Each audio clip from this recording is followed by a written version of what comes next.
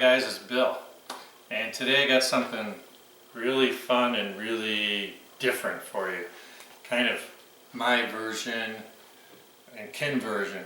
So I'm not, there's a lot of really southern food that I'm not real familiar with, but the one thing is I remember is red-eye gravy. And I couldn't find any mention of it. I thought maybe I'd find it in one of the family recipe books, because my parents actually lived in Louisiana for a short time, and so I figured that would have been the perfect reason I would have knew about it, but I couldn't. So maybe it was my grandparents, I don't know, but they did it differently than anyone else I know, so I had to kind of pull out some brain cells and figure it out, and I hope this won't disappoint you. So first of all, red-eye gravy is typically served with like ham, steak, that kind of stuff, but my version I really love with meatloaf. So I just took this beautiful meatloaf out of the oven. I will put the link in the video so you can make this scrumptious meatloaf. So what we're going to start with here is I got 3 tablespoons of butter melting, and everyone talks about this being like poor man's gravy or whatever, so I want to keep it really simple and really good. I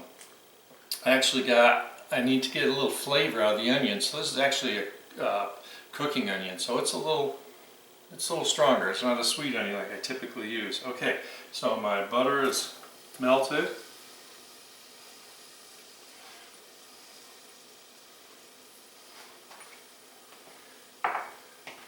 And that's about half a cup, because cooking onions tend to be smaller. I'm thinking about potatoes, because I'm going to have meatloaf, potatoes, and my red-eye gravy.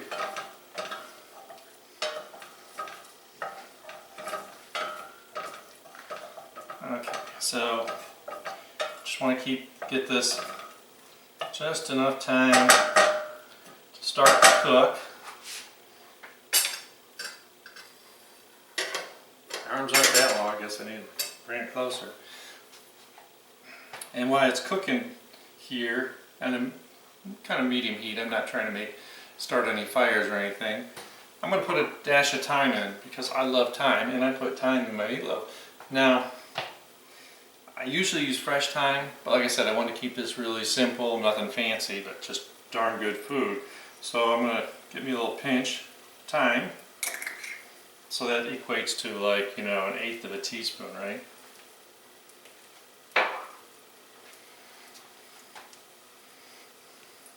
And as that thyme rehydrates, I already start to smell it. So I must have been doing something right. Just want to give that onion a second. And I mean, this is cooking at a pretty good rate. Yeah. Let me see. So, yeah, getting a little soft. That's all we're going to do. Okay, now that we're at that point where the onions soften up, I'm going to turn it down a little bit, because here's where we kind of make the whole roux of it. So now I got 3 tablespoons of flour.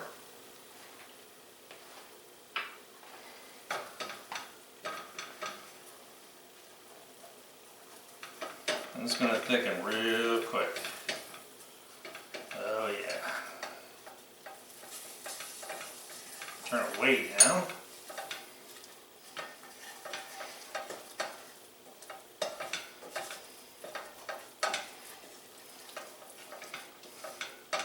Nothing like butter, thyme, right? So now what I want to do is, this is where the whole red-eye thing comes from that I didn't understand. I got about 3/4 of a cup of coffee. I'm going to add it in kind of gently. And they say strong coffee. Well, I drink Death Wish coffee, so I think that's about as strong as it's going to get. Remember, you don't want to put too much liquid in our flour.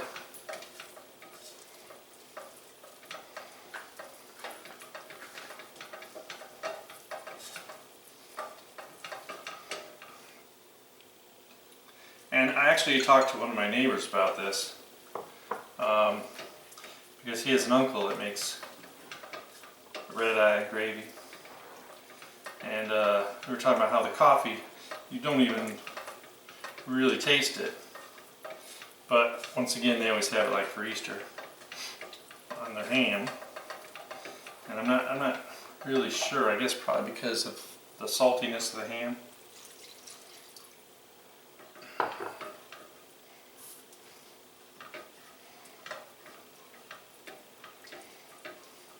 It does give it some real nice color.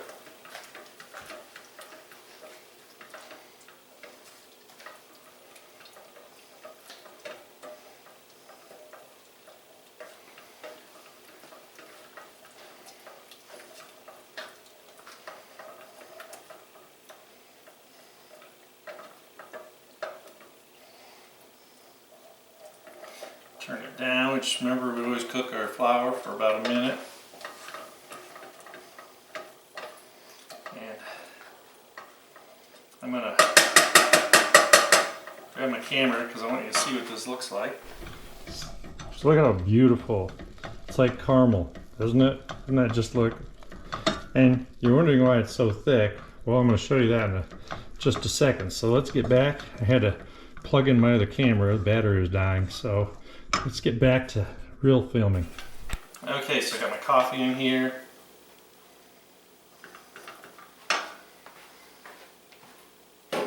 So this is the secret ingredient to why I used to think what red-eye gravy was. I need a can of tomato sauce. Now, yeah, you can buy fresh tomatoes and peel them and do all that stuff. But honestly, let's just skip all that. I'm going to put about 3/4 in at first.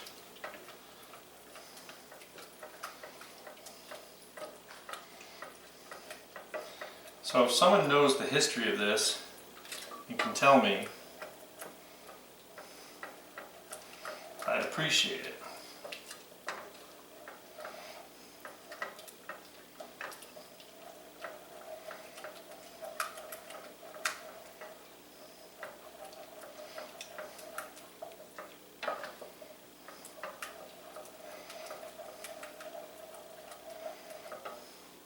And you really just want to kind of cook this in, and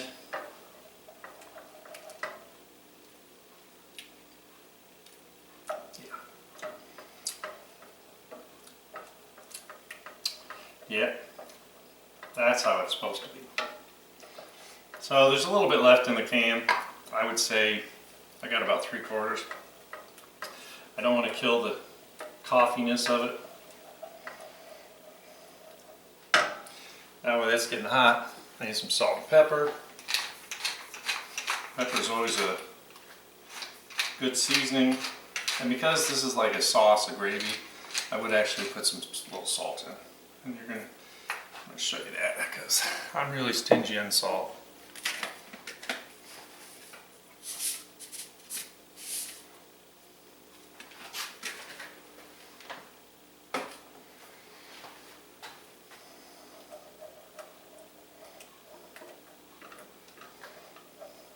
Oh yeah, beautiful.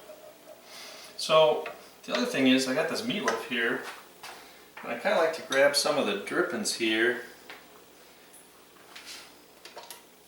My monster meatloaves.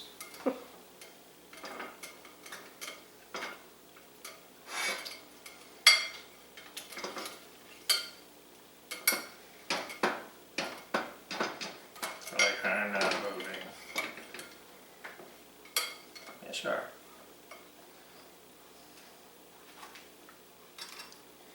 So I just want to get a little flavor.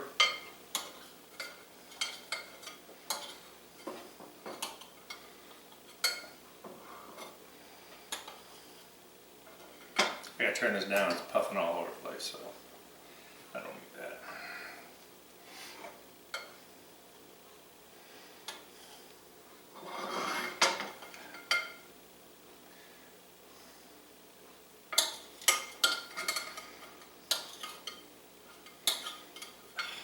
I made the meatloaf too big.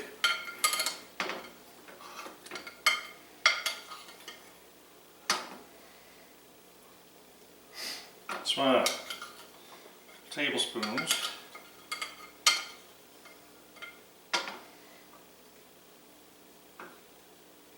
There's so much good flavor.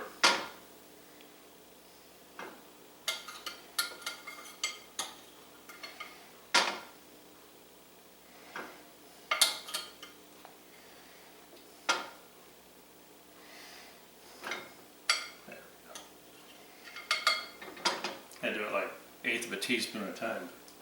We got it.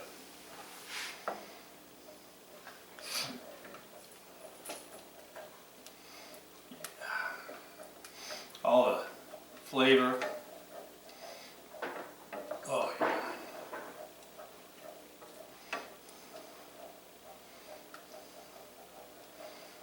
Let's have a little tasty cue.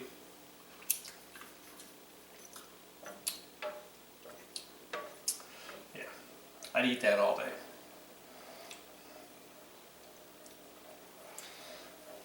So in total, we want to cook this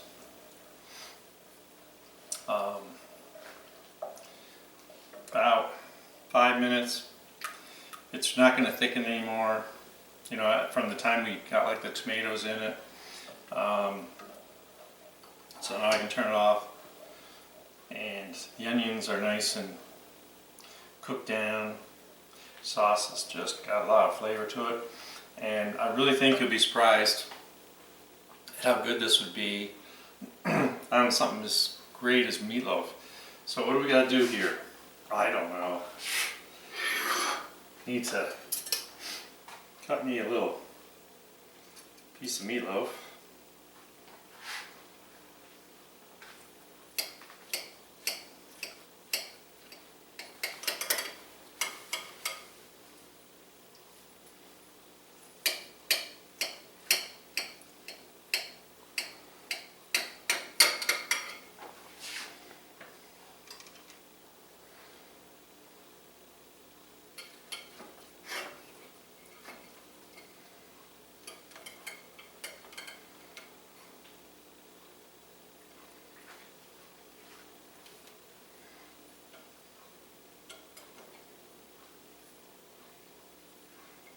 This meatloaf is really trying to defy my talents. But I shall prevail. So, we're just going to get all this gravy and obviously it'd be really good. And the potatoes I'm going to be making later. But it's really that simple, and you're going to find that the acid from the coffee and the tomato is really going to bring out all those flavors in the meatloaf. And I just stop putting ketchup, okay, on your meatloaf. This is the only way to serve it. Now that I've figured it out, and now that I got the meatloaf a little smaller, I can probably put a little more of the rendering in here. But trust me, it's still just as good. So like I say, have a great day. Try some of my recipes. Keep up your subscriptions. Appreciate y'all. And I will have more for you coming up in a matter of days. So you have a great day, and I'll talk to you later.